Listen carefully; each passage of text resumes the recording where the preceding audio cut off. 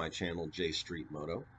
Today's video is going to be sort of an install of a garage door opener that I recently purchased to install on my 2018 Road King Special. The reason I say it's a sort of install video is because I'm not going to have in the video how to solder the switch in. You guys should know how to do that yourselves. I'm not going to show you step by step the actual work that went into doing this. What I'm going to show you is the thought process behind how I decided where I was going to put it and the things I had to modify in order to get it to work for my application. I should say that Dave Ledford, who creates these and sells them, does a fantastic job. Mine was a more custom order because he typically sells these switches to install in street glides and road glides and other bikes with fixed fairings that have that, what I would call a cigarette light or accessory cigarette lighter thingy in them. And he sells the device to just kind of plug and play into that. So if you're interested, get in touch with me and I can tell you how to connect with him. Hope you enjoy the video and like and subscribe to the channel. Hey, good morning YouTube and welcome to my channel. This is J Street Moto here, and I don't think I've done a video showing kind of what I ride around on. So today's video is actually going to be an installation of a custom garage door opener that I got from a really cool dude down in Georgia. And so I figured I'd show you the bike first before I tear everything apart and kind of walk you through what I'm planning on doing. This is Darla. She's my 2018 Road King Special. Got just close to 50,000 miles on her right now. If you've seen some of our videos, you know we do a lot of long distance riding, and this bike is really freaking comfortable and made to do it. It's pretty much bone stock from a motor perspective. Of course, the exhaust has been done, so my tax has been paid there, but everything else has been added or done to the bike for creature comfort and or safety. So I've added the lower fairings from Hogworks. Those are freaking amazing. Of course, highway pegs are necessities. Memphis Shade Road Warrior fairing is probably the most recent thing that I've put on the bike. I just added it maybe a month ago, and it has been a game changer. I do have the KST custom Renegades, I think, that are 14 inches, and I've added the Kuryakin Road Thunder soundbar to the bike. Last thing, of course, I got a pretty kick-ass seat because, you know, when you're sitting on the bike as long as we do, you need to be comfortable. So anyway, what we're installing today. So like most of you, I think, when we're out and about and meeting people, we see something on somebody's bike, we like it, and we're like, oh man, where'd you get that? And that's kind of what happened with this. One of my best friends and road partners, a guy that I really have done most of my trips with, has a street glide. And as most of you with street glides and road glides know, there is a pretty useless opening for what I would say, you know, used to be a cigarette lighter, right over here, somewhere on the fairing. Well, my buddy found a guy on Facebook that makes custom garage door openers that replace that cigarette lighter with a LED lit switch. And then the controller ends up going underneath the fairing on the street glide or road glide. So I reached out to this guy and asked him if he could make me a more custom setup, something that I could wire into this bike because I don't have that. So today's plan, the part should be getting here soon as the mail is delivered. Today's plan is to install that controller either under the seat, or there's a slot. I'll show it to you once I get the bike torn apart. There's a slot underneath the computer in here that isn't used on the Road King. There's like a little cage in there. I might end up installing the controller in that. It depends. I want to take the bike apart and see how much water I think is going to get in there. So I want to try and keep it as waterproof as possible, or as out of the elements as possible. And then I'm going to install the switch to actuate it right above the switch that I have here for my underbike LED kit. So the switch is going to go here. That way when I'm pulling in the driveway, I just take my hand off the clutch side and push the button. Garage door comes open and I can pull in. So that's the plan. A little bit about the remote. I'll talk more about it later, but the guy that did it for me is this real cool dude down in Georgia named Dave Ledford.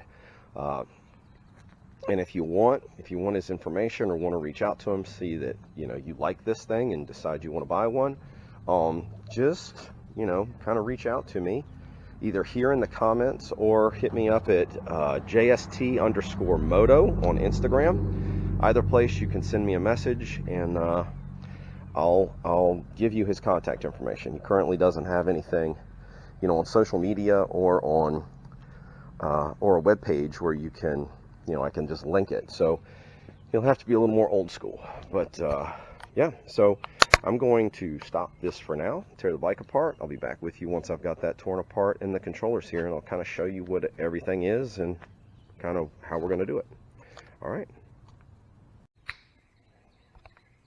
All right, guys, we're back. As you can see, taking off what I needed to take off in order to be able to install the remote. That slot I was telling you about that's underneath the BCM is right here. And I'm thinking, unless I have to, I'm probably not going to use it because I don't think it's as away from the elements as I want it to be. So I'm most likely, what I'm going to try and do is attach it and just kind of use some double-sided adhesive to attach the controller right here on top of the engine control module instead. I'm getting ready to find out whether or not the seat is going to interfere with it when it's on the bike, but I think that's where I'm going to end up putting it. That gives me the easiest access to wire it in where I'm going to wire it in at. As for the device, it just got here. Mailman showed up.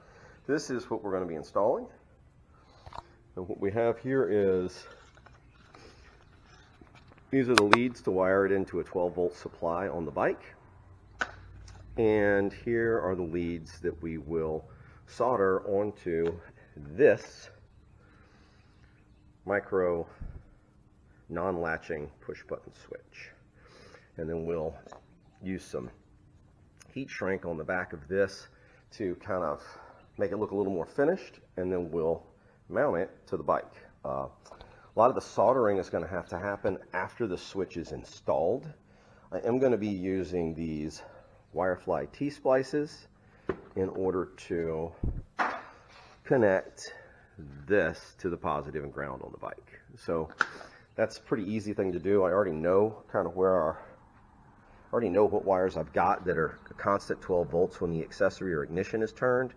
This red and yellow one here for sure is one. This is the one I use to drive the karaoke speaker. It's the signal that it needs in order to know that it's okay to turn on. Otherwise it's on constantly because it's hardwired directly to the battery.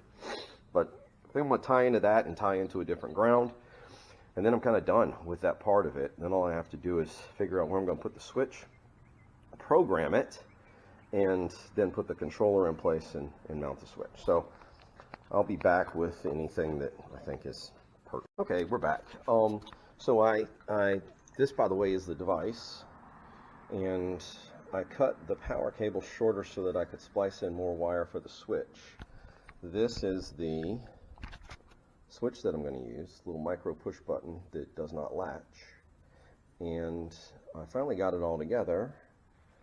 I'm getting ready to mount it.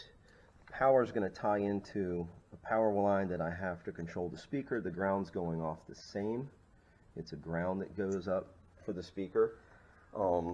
They were just the closest ones there. I'm going to end up mounting this with adhesive, like I said, right against the ECM. And then this is going to go down through. If you can see, there's a gap right where I'm pointing.